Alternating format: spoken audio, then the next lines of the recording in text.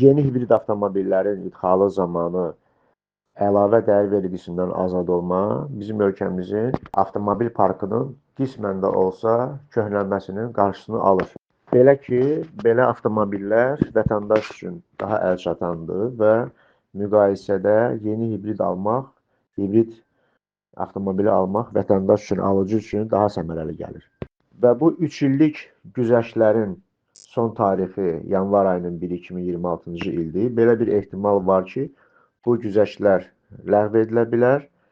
Təbii ki, güzəştlər ləğv ediləcəksə, idxal olunan hibrid avtomobillərin qiyməti yüksələcək və ölkə daxilində də, bizim daxili bazarda da hibrid avtomobillərin qiyməti yüksəlməyə doğru gedəcək. İstər köhnə, istər təzə.